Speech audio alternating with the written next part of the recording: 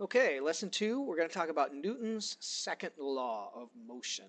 We'll do the setups a little bit later in another video, but this one will be about Newton's second law of motion. Newton's first law, I pause now for you to remember, right?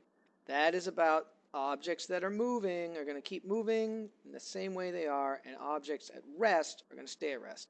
All of that if there's no unbalanced forces. Okay, so no unbalanced forces.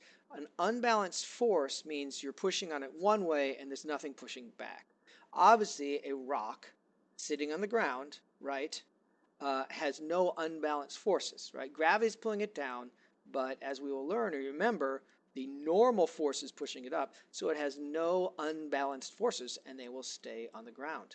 In fact, if the rock is rolling, all right, there's still no unbalanced forces because there's still gravity down and the ground is still pushing it up. And since they're balanced, it will continue to roll and not speed up or slow down. As soon as you take the rock and you put friction on it, all right, then it is an unbalanced force. There's nothing balancing off the friction. And so you will no longer go in a straight line at a constant speed. You are now going to slow down because you have an unbalanced force. So if there's no unbalanced forces, right, they add up to zero, then you're going to have the first law of motion. Keep the same speed and velocity and everything. As soon as you have an unbalanced force, then boom, it's going to change how it moves. All right, so that covers balanced forces and unbalanced forces. Balanced forces means for every push or pull or whatever, there is something counteracting it so that if we add them all up, there is no force left. Unbalanced forces means if we look at all the arrows pulling every which way, right, there will end up being a little bit extra in one direction. So it is unbalanced. Okay, and that will cause it to move or change its motion, really. All right, inertia. We talked about this before, how weird inertia is. We almost don't really know what it is, but we measure it by kilograms. I was just waiting for you to guess. Kilograms. All right, kilograms measures how much stuff something is. And inertia is not going to want to do anything, but basically, inertia is going to prevent things from moving in a sense. What they're going to do is going to resist movement, I like to say, right? Inertia resists change. All right, and the more inertia you have, the more kilograms you have, the more difficult it is to change its motion. Okay, so if the object's at rest, inertia is going to make it harder to get it moving, right? Or take more effort to get it faster. If object is moving, the inertia is working out, so it's going to be harder. More inertia makes it harder to change the movement. It's going to try and keep moving. It's going to want to stay at rest, depending on what you start off at. All right, and the measurement is in mass. All right, when we find the mass of something, that is going to be directly related to inertia. Okay, mass is a measurement of what kind of inertia is in there. Okay, the more mass you have, the more stuff you have, the larger your inertia, and the harder it is to speed up or slow down. All right, the variable of force, we're lucky here. We haven't used up our letters yet, so F is the variable for force. Yay, F. Now the unit of force is named after Isaac Newton. So Newton. I love mouse drawing. Okay, a Newton. All right, and that is measured in, abbreviated with capital N. That is the metric version. The American version is pounds. Okay, so, oh, I can't write over there. Pounds. Pounds. All right, and so the American measurement of force is in pounds, but we're never going to use that. Never, never, never, never, never. We're just going to use Newton. Okay? Newton's second law of motion tells us how forces work. And then this is a very important equation. This is the main one on our test, is F equals ma. Sometimes I just call it FMA. FMA, okay? The force, right, going to equal the mass times the acceleration. Okay, now that really didn't give you any idea. What it really is saying is that if you push on something with a force, it's going to accelerate. And the ratio of the push to the acceleration is what we call the mass. In other words, a big push will give you a big acceleration. A small push will give you a small acceleration. Right? And if you have a big mass, then any given force, right, is going to have a very small acceleration. If you have a force, I'm running out of room. If there's a force with a tiny mass, then that would get you a big acceleration. Okay, they're all in a ratio. Basically, force, you apply force, you get an acceleration out, right? And you will always get some acceleration if you get a force, right? The only time you don't get acceleration is when there's all the forces are balanced or something, right? And the ratio between the push and the acceleration is the mass. More mass, less acceleration. The net force. The net force is, sometimes I say F net, which is totally fine. We're going to probably say F net. All right, or often I'll do F total. All right, well, that doesn't work either.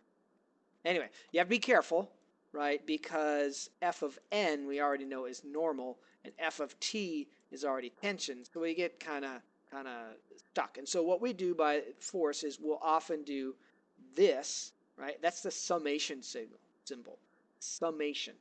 Okay, and so that is going to be the sum. You're going to add everything up. So what I'll do is the sum of all the forces is what you get when you add them all up together. So if you have one that way, and a force that way, and a force that way, and a force that way, you would treat them all like vectors and add them up together. And what they add up to, in this case, they're almost all balanced. You might get 0.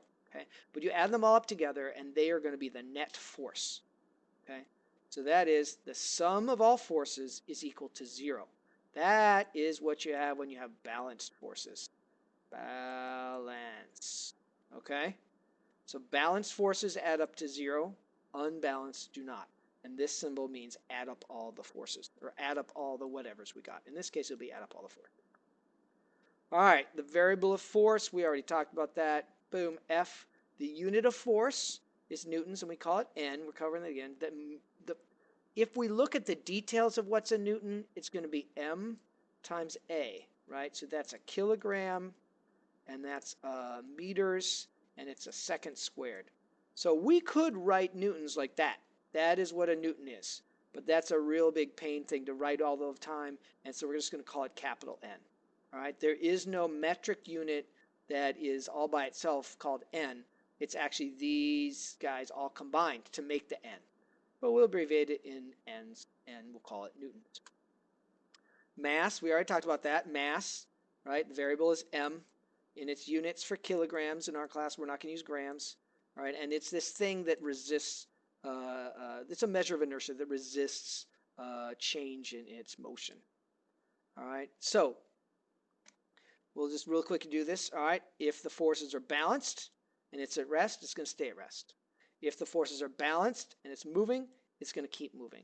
All right, Newton's first law, right, if the sum of the forces are 0, all right, then you have no change in the motion. In this case, no change in the velocity or whatever, right? No change in velocity. Vector. Okay, and all right, so now if they're unbalanced, if it's at rest, it's going to start speeding up. If it's now moving and unbalanced, right, you're either pushing it the way it's going, same direction, or you're pushing it opposite. So if it's moving forward and you push forward, it's going to speed up, right? Speed up. Okay, and if it is going forward and you push it backwards, you're going to slow down. Slow down. Okay, down. So if you push in the direction it's going, it's going to speed up. Push in the direction it's not going, it's in the opposite direction, it's going to slow down. These are all simple things that we already know. Okay, time for the big misconception. All right, people have this thinking that, all right, if you have a car and you're driving down the road, right, we know all that. The idea is that, oh, if I'm going 50 miles an hour, right, there must be some force pushing me along, some extra force, right?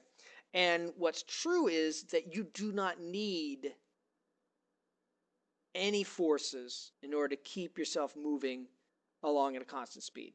So it makes sense. If we took the car and threw it in outer space, it would make sense that it is going, right? It's going in a straight line. There's no forces on it, no net forces, so it's just going to fly through space. It is the same thing down on Earth, all right? You have your car, right? yes, you're going to have the engine and various things pushing on the car to make it go forward, but there's no net force. Okay, if you look at all the forces, they're going to add up to zero if it's cruising down the road at 50 miles an hour. There'll be force pulling it down, there'll be road pushing it up, there might be air resistance pushing backwards, and then there's the wheels are pushing back in the car forward, but it looks like we have to have extra force here moving the car down the road at 50, but there you don't, right? All the forces add up to zero if we're going 50 miles per hour. So the misconception is that, oh, if I want to go to constant speed that's like really fast, I have to have leftover force on me. And you don't. They still have to add up to zero, and you can go at 50. Now, the second law of motion, right? F equals ma. And the tie-in here is force is a vector. We already talked about that. And it's going to cause an acceleration. All right, and so the direction you are pushing is the direction that the acceleration is. So we add up all the forces, sum, remember the sum, forces, and whatever direction that points, that's the direction that the acceleration is going to have. Okay?